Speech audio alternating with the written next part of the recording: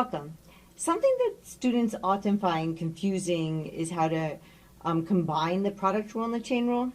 And my biggest advice on this is always just like take it really slow, like one step at a time. And this is exactly what I'm going to do. I'm going to do an example, and this is exactly what I'm going to do. But I hope you can see what I mean by that through this example. So, example 1. So we'll do 2 examples of this, but so this is actually example 1. I seem to have left that out of there. This is example 1. Okay. So this is the one where the chain rules on the outside, in some sense, and the product rules on the inside. You'll see what I mean. Okay, so I'm going to take the derivative with respect to x of the function where I have sine of x times e to the x. Okay. And so looking at this, we do have an outside and an inside function, so let's make that very clear to ourselves. Okay, so I've got this outside function, like this, and then I've got an inside function, which is going to be u equals e to the x. Okay. So let's just kind of start and go ahead and start. So the first thing that I need to do, right, is to actually take the derivative with respect to u of, right, of this sine of u, right? So I want to take the derivative with respect to u of the outside. So the outside is this sine of u. And then I need to take the derivative with respect to x.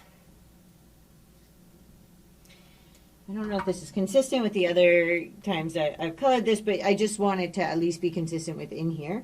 So you can see what I'm doing. And then we have here this x e to the x. Okay? So this is going to be the variable in here, so maybe I can just even do this. So x e to the x. Okay? You know, and then this is like slowly, slowly. Okay, so what is the derivative of sine? Okay, with respect to u, so this is just going to be cosine of u. And we'll leave this orange because we know that we have to replace this in the end with what's up there, right? Okay, so I just did this part here, so this part here went right here. Okay. Now let's deal with this over here. Now we need to use the product rule. Okay, so for this part, we have to be a little bit more careful, so let's go ahead and do that. So I know I need to take, right, so I have x times d dx of e to the x.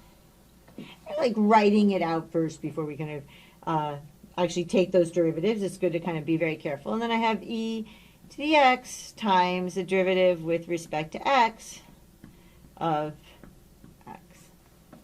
Okay.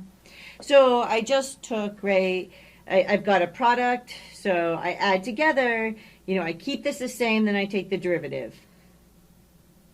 I keep this the same, and I take the derivative. This is just how we use the product rule. Okay, so what am I doing here? This is a product rule. This is where I'm using the product rule. So I can even write that for myself. I'm just using the product rule. Okay, so now let's continue on. So now I can go ahead. So the first thing I want to do here, before I forget, is I want to actually put back in this e to the x. Oops, that's not an e to the x. This is an x e to the x.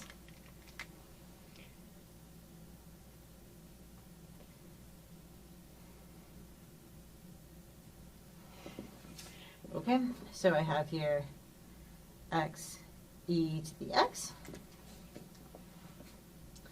And then I can multiply this by, so I can take these derivatives and so on. I know that there's colors here, and there's colors, like most of the colors have been used.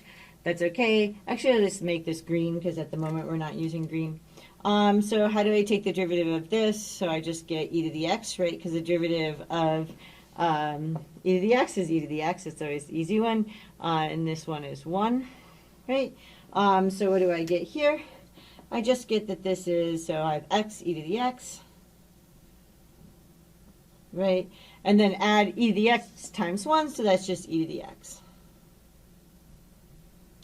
Okay.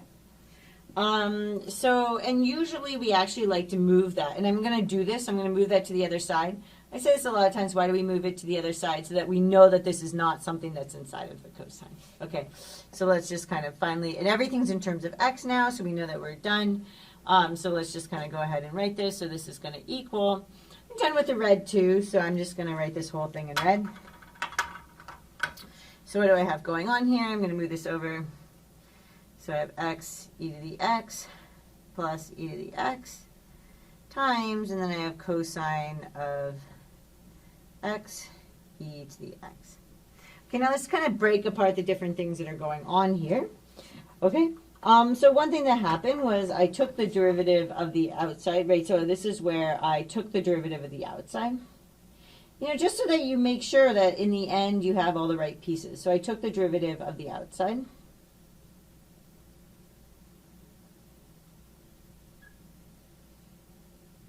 Right? And here I left the inside unchanged.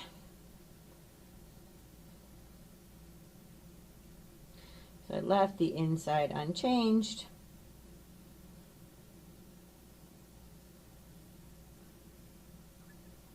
And then what do I have going on over there is that I have, so here I have the derivative of the inside sits here on the outside. Okay, so yeah, the derivative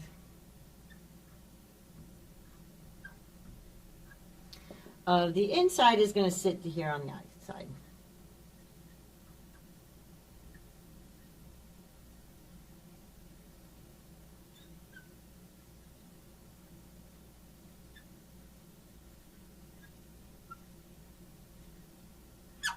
Okay, and that's it. Okay, so you should always kind of have this if you've done this correctly. Okay, oh yeah, and then kind of my motto is take it slow, right? This is really what I did, was to take it slow, one step at a time. So I'm even going to write that here so we don't forget that. This is take it slow. So what do I mean by that here? What I mean by that here is that, so if you look at this, right, in the first step, like, do your, you know, I did my chain rule, but in my chain rule, I had to do the product rule. So I just kind of put everything very carefully in parentheses.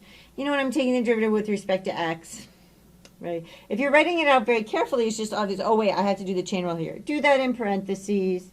You know, just keep everything in parentheses and keep it very careful. It's good to, you know, make sure you're getting everything back in terms of x. So, I kind of left that in a color to make sure I remembered to do it. And at the end, you just want to have, you have a kind of picture where you have the derivative of the outside with the inside unchanged, and then the derivative of the inside kind of sitting next to it. And so that's kind of what you should get in these circumstances. But just kind of take it one step at a time with parentheses and so on, and you should be able to do it. There's nothing actually new in it. Okay? So, hope that made some sense, and I'll see you in the next lecture.